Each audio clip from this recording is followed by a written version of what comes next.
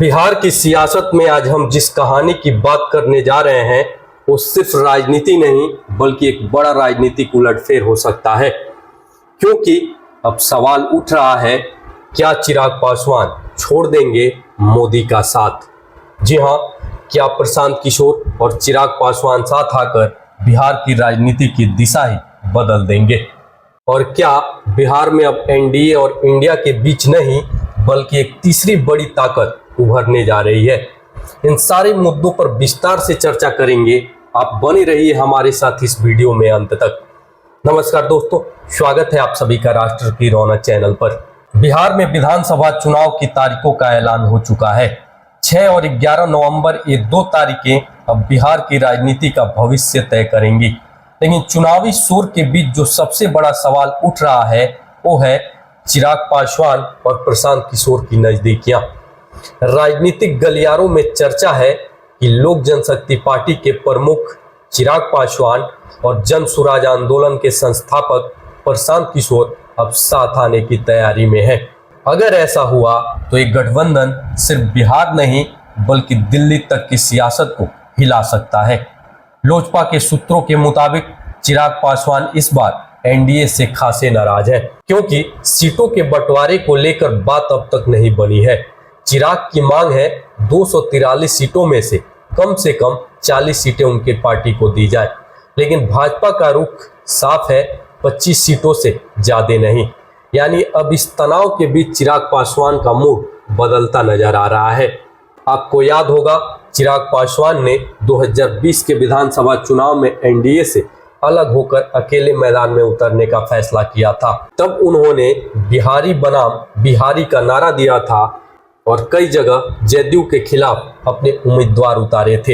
हालांकि उस वक्त उनका प्रयोग सफल नहीं हुआ, लेकिन उनकी राजनीतिक पहचान एक युवा, आक्रामक और स्वाभिमानी नेता के रूप में जरूर उभर कर आई।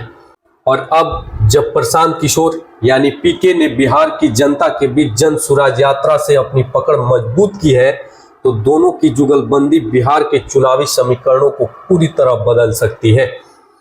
प्रशांत किशोर जो पहले बीजेपी, कांग्रेस, जदयू और टीएमसी जैसी पार्टियों के चुनावी रणनीतिकार रह चुके हैं, अब अपनी खुद की पार्टी जन सुराज के साथ बिहार में राजनीतिक विकल्प बनकर उभरे हैं। उनकी सोच साफ है, ना बीजेपी ना आरजेडी, अब बिहार को चाहिए तीसरा रास्ता, और शायद यही तीसरा रास्ता अब चिराग और प्रशांत किशोर साथ मिलकर तैयार करने जा रहे हैं। सूत्रों का कहना है कि हाल ही में चिराग और पीके के बीच पटना में एक गुप्त बैठक हुई। बैठक में सीट शेयरिंग, एजेंडा और पोस्ट पोल गठबंधन जैसे मुद्दों पर चर्चा हुई। हालांकि दोनों ही नेताओं ने इस बैठक की पुष्टि नहीं की है, लेकिन लोजपा के अंदरूनी सूत्रों का कहना है राजनीति में दरवाजे हमेशा खुले रहते हैं। यानी आग तो लगी है, बस धुआं धीरे धीरे बाहर आ रहा है। दूसरी तरफ जन सुराज के नेता उदय सिंह ने इस बार बड़ा बयान देकर सियासत में बवंडर मचा दिया।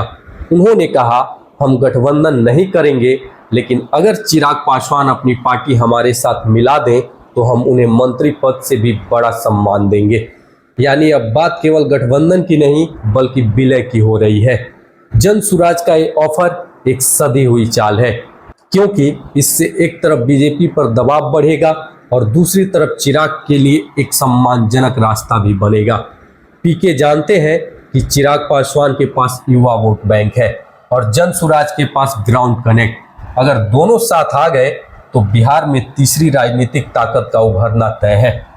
वहीं उदय सिंह ने मीडिया से कहा, हम किसी गठबंधन का हिस्सा नहीं बनेंगे।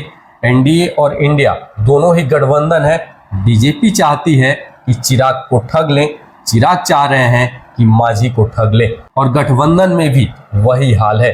कांग्रेस आरजेडी को ठगना चाहती है और आरजेडी कांग्रेस को। यानी उन्होंने साफ कर दिया, जन सुराज अकेली चुनाव लड़ेगी, लेकिन चिराग का स्वागत करने को तैयार है। अब जरा आंकड़े देखिए।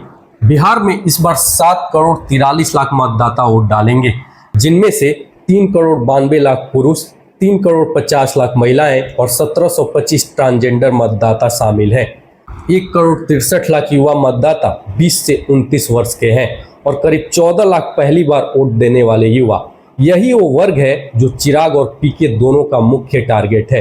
अगर ये वोट बैंक एकजुट हो गया तो बीजेपी और आरजेडी दोनों के समीकरण गड़बड़ा सकते हैं। अब बात करते हैं एनडीए की।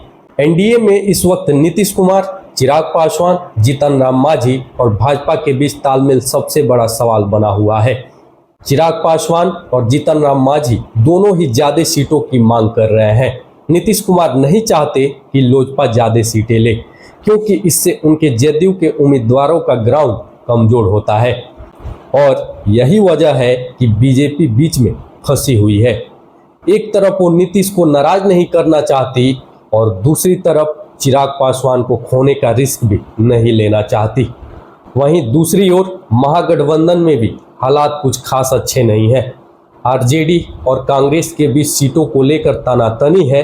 तेजस्वी यादव लगातार राहुल गांधी से बात कर रहे हैं, लेकिन समझौता अब तक नहीं हो पाया है। ऐसे में अगर चिराग पासवान और पीके एक नया मोर्चा बनाते हैं तो दोनों गठबंधनों के लिए किंग मेकर की भूमिका में आ सकते हैं। अब जरा सोचिए, अगर ये दोनों साथ आते हैं तो पीके की रणनीति, चिराग का चेहरा और युवा वोटर का जोश, ये तीनों मिलकर बिहार की तस्वीर बदल सकते हैं। चिराग पासवान का चेहरा अब दलित नेतृत्व से आगे बढ़कर युवा नेतृत्व का प्रतीक बन चुका है और पीके का नाम अब रणनीति के मास्टरमाइंड के तौर पर जाना जाता है। इन दोनों की साझेदारी एनडीए और इंडिया दोनों के लिए सबसे बड़ा खतरा साबित हो सकती है। राजनीति में कोई कदम यूं ही नहीं उठता। चिराग का बीजेपी से नाराज होना सिर्फ सीटों की वजह से नहीं है, बल्कि उन्हें लगता है कि बिहार में उन्हें जगह नहीं दी जा रही है। वो खुद को भविष्य का नेता मानते हैं, लेकिन दिल्ली की राजनीति में उन्हें सिर्फ एक सहयोगी दल का रोल दिया जा रहा है। वहीं प्रशांत किशोर भी चाहते हैं कि बिहार में कोई ऐसा चेहरा सामने आए जो नीतीश कुमार और तेजस्वी यादव दोनों के विकल्प के रूप में दिखे, और चिराग पासवान उनके लिए वो परफेक्ट फेस हो सकते हैं। तो आने वाले दिनों में बिहार की राजनीति में जो भी होगा वो सिर्फ सीटों का खेल नहीं, बल्कि भविष्य के नेतृत्व का संघर्ष होगा। अब देखना यह है कि चिराग पासवान वाकई एनडीए से किनारा करते हैं या आखिरी वक्त में फिर कोई सियासी डील हो जाती है। लेकिन एक बात तय है, इस बार बिहार का चुनाव सिर्फ राजनीतिक दलों का नहीं, बल्कि नेतृत्व की नई परिभाषा तय करेगा। तो आपको क्या लगता है, क्या चिराग पासवान वाकई बीजेपी और नीतीश कुमार का साथ छोड़ देंगे? क्या प्रशांत किशोर के साथ मिलकर वो बिहार में तीसरा मोर्चा खड़ा कर पाएंगे? अपनी राय हमें कमेंट बॉक्स में जरूर बताएं। अगर आपको ये विश्लेषण पसंद आया हो तो वीडियो को लाइक करें, शेयर करें और साथ ही चैनल राष्ट्र की रौनक को सब्सक्राइब करना न भूलें और बेल आइकन का बटन जरूर दबाएं ताकि अगली राजनीतिक कहानी आपसे मिस ना हो। फिलहाल के लिए इस वीडियो में इतना ही। मिलते हैं अगले वीडियो में, तब तक के लिए धन्यवाद। जय हिंद, जय भारत।